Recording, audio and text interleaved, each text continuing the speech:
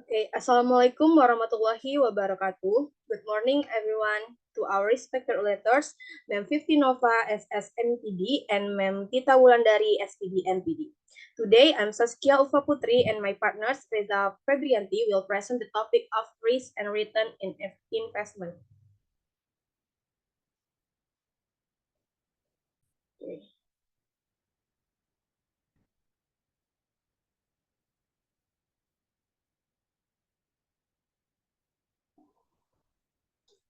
Okay, first, what is investment risk definition?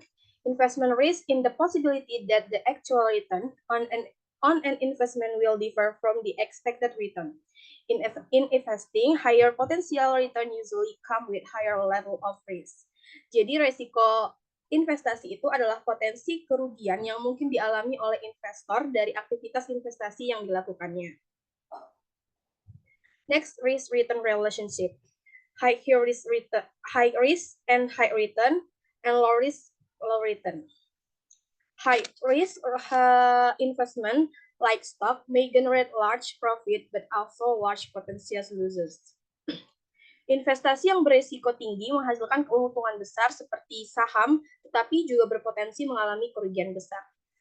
Low risk, low return. Low risk investment like deposit over smaller but more stable return. Investasi yang berisiko rendah menawarkan hasil yang lebih kecil tetapi tetap stabil.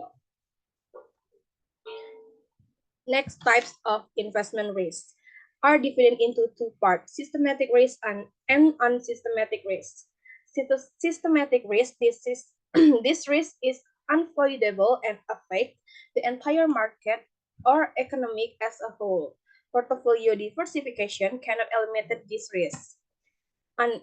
Unsystematic risk, this risk is specific, particular asset, industry, or company.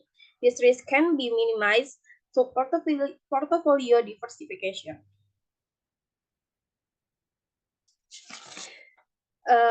There are four types of systematic risk. First, market risk. Fluctuation in investment value due to change in overall market conditions. Second, interest rate risk. The risk of a decline in investment value, especially bonds like debt securities due to an increase in the central bank interest rates. Third, inflation risk. The potential for the purchasing power of your investment return to decrease due to rising prices of goods and service, like inflation. Fourth, political and regulatory risk. Change in government policies allows or political stability that can affect business prospect and investment values. And there are four types too of unsystematic risk.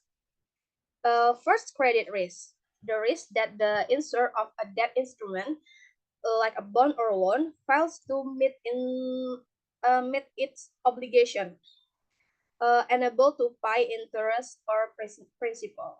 Second, liquidity risk. The difficulty of selling an asset quickly at a fair price when you need cash. Third, business risk. Risk relate to the operation, management, and business strategy of the company in which you invest. Fourth, capital loss risk.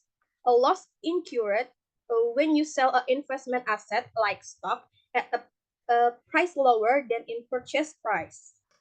Next, strategies for minimizing investment risk. First, diversification. Adjust and risk profile. Conduct analysis before investing. Consider investment horizon. Monitoring and review portfolio. Okay, the next session will be presentation by my partner Reza Febrianti. Okay, thank you, Saskia. Here, I will continue the material. Next slide. Here, I will continue the material. Investment return definition. Investment return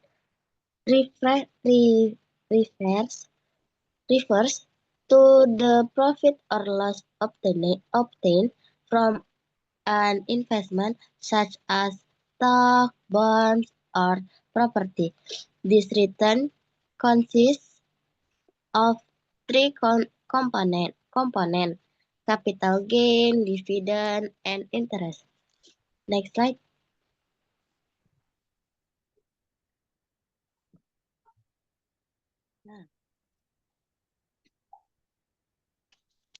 There are three types of return, and the number one, return on investment atau ROA. The profit obtained from an investment calculated as a percentage of the investment cost. And the number two, return of equity atau ROE. The profit obtained from equity calculated as a percentage of equity. And the number three, return on asset atau ROA.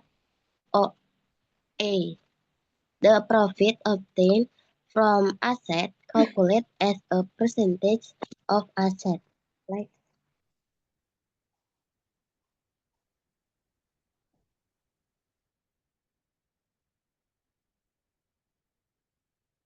next slide. Ah, measuring return. Return can be measured as the rate of return from a capital investment. To measure return, an investor needs three pieces of data, such as the time period included in the measurement, and the number two, the net profit from the investment over a certain period, and the last, the amount of capital required. And the next slide, factor affecting. During the presentation, we will discuss the factor that affect return.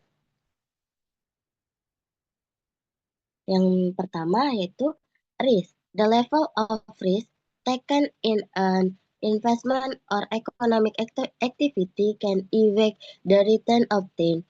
Therefore, investor must consider risk before making an investment decision. Higher risk can result in higher return, but it also increases the possibility of losses. And the number two, time. The time period of the investment or economic activity can also affect the return obtained. Investor must consider the time period of the investment before making a decision. Long-term investment can result in more stable return, but short-term investment can result in faster result. And the number three, cost. The cost incurred in an investment or economic activity can affect the return obtained. Investor must consider costs before making an investment decision. Low cost can increase return, but higher cost can reduce return. And the last, market opportunities or available opportunities can affect the return obtained. Investor must consider opportunities before making an investment decision. Good opportunity can result in high return, but poor opportunity can reduce return. Oke, selesai. Saya kembalikan ke Sas. Okay, that's cover all the material from our group on investment risk and return. Before closing this presentation, I will read out the conclusion. Investment involves a relationship between risk and return, where higher risk potential yield higher returns. Investment risk consists of systematic risk affecting the entire market and unsystematic risk affecting specific companies or industry. To minimize risk, investor can diversify, match investment with their risk profile, conduct analysis, consider the investment horizon, and regularly monitor their portfolio.